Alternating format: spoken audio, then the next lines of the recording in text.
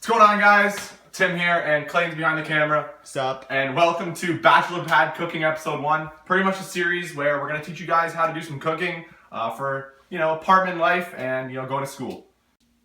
So we're making stir fry today. We got to go to the store, we got to pick everything out, and then after that we'll go through all the ingredients. So to make a good stir fry, the biggest two things are the vegetables and the sauce, or what's going in. So for the meat, we're just going with some pre-cut beef cubes. You can use chicken, you can use pretty much anything you want, but for price-wise, this is what we're going with. So we're going to move on to get into the vegetables.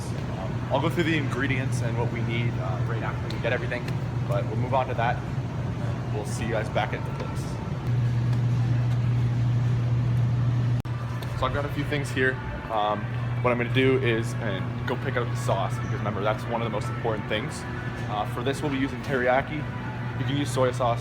Again, a little bit later, I'll get into what you can use as kind of swapping things in and out. So you guys can just go for anything, really. Anything that's teriyaki. Soy sauce is all good. There's a lot of different options. Feel free to just kind of choose. So personally, I like the Diana sauce teriyaki. It's really good, and usually it's on sale, so it's a really good way to save some money. Alright, so we're back, and now we're going to go through the ingredients. To start, we got our meat. We have just beef chunks here. Chicken, again, works great. An onion, about half a medium-sized onion. A pepper, can be green, yellow, red, doesn't really matter. Rice, we're going to be using basmati rice. You can use minute rice. Minute rice works great. And teriyaki sauce, of course. And then salt and pepper to taste. You can add that throughout the process. So there's some optional ingredients as well. Bacon, extra meat. Green onion, good for flavor, good for caramelization as well. Mushrooms, nice texture, as well as just brings out some of the other flavors. Garlic, and some extra spices. Here we have seasoning salt, and we're going to also be using Slap Your Mama. It's a Cajun seasoning. So you can pretty much use any seasonings you want, but those are the ones that I recommend. So for materials, we'll be using 2 pans. This can be done in one. I'll leave a link in the description to show you how to do that. But they don't really matter if they're non-stick or anything. We'll be using oil, so that way nothing really sticks. Hopefully you guys have one that has a lid on it. That way we can cook the meat and we can cover it so it'll stay warm. So moving on, a pot as well. That's for cooking the rice.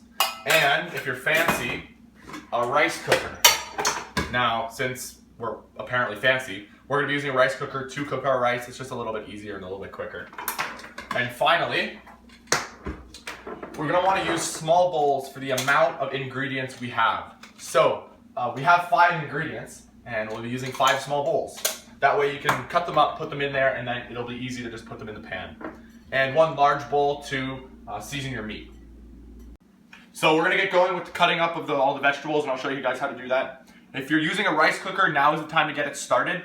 That's because they take a little bit longer than cooking it on the stove. So that's what we're going to do right now. So as for the green onion, we're just going to be cutting up finely. And again, just before I get everything going, just make sure you wash all your vegetables. That way they're a little bit cleaner. So just cut the green onion just like that there, smaller pieces. Just going to dice the onion now. So now we're going to cut the pepper. It's a little bit different. If you just take a look at here, what you're going to do is cut around the top just like so. And then we're going to do the same on the bottom. This way you can get everything out in the middle, which is all the seeds. Just be careful with, obviously you're using a knife here, so you're kind of cutting towards yourself. So that's always, make sure you know where your fingers are at all point. And then all you do is just push right through and everything falls out and you're left with a nice hollowed out pepper. We can take about half, the other half we can just save for another recipe. Cut it into quarters, and then just slice down this way here. And then what you'll see is we get pieces like this, and we can just cut them into 3s, and so they're about a perfect bite size. Alright, so we'll be cutting up the mushrooms now. Smaller knife is usually easier. Cut them in half just like so. Again, just once you wash them, and then cut the stems off, and just dice them just like so. We're going to leave fairly large pieces, that way they do shrink when you cut them, cook them. So you can just cut them up just like so, and you can use 2, 3 mushrooms, whichever ones you want to use. Alright, so finally the garlic. So what you're going to want to do is take the back of your knife, so this edge here, and place it on, and use the kind of wrist or something and just smack it, and you'll see that it just comes apart like that, and then that way the skin can just easily come out, and then just mince your garlic. So what you want to do with the meat is you just want to wash it off, make sure it's nice and clean before you start cooking this. So just take a sieve or something, run it under some water for a few seconds, put it on a paper towel. Don't leave it on the paper towel too long because the paper towel will actually start to stick to the meat and remove any pieces of fat in the meat because you don't want to cook that up. So seasoning the meat, you just want to take a little bit of salt, sprinkle it over top of the meat, season it nice and well. Not too much, not too little.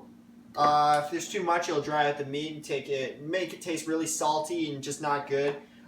Same thing with the pepper. You don't want to go too heavy on the pepper, but you also don't want too little, just because you want to get a nice flavor with that meat when it starts cooking up. And then just mix it all in. So just before we kind of get into the cooking, I just want to say the easiest way to kind of do things is continuously clean up as you cook and as you kind of prepare. For example, we have a dishwasher here at my house. In my apartment we don't. But what we do is consistently throw things in the dishwasher, so that way there's less to clean up at the end. Alright, so we put some oil in the pan, just enough to kind of layer it. We're going to start with half the onions and a little bit of garlic.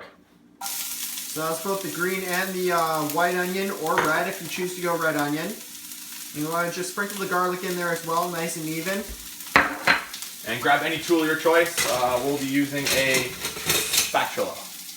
And just caramelize those onions. So everything on this recipe, it's done in a medium heat here. That way it takes a little bit of time to cook stuff, but that way you don't get caught up with everything else. Gives you a little bit of time to work with the stuff, like the onions are getting nice and brown here. We can start adding the meat soon, if not right now. So we're just going to put those back on the heat, and we're going to slowly put the meat on. You want to make sure it's nice and even with the onions as well.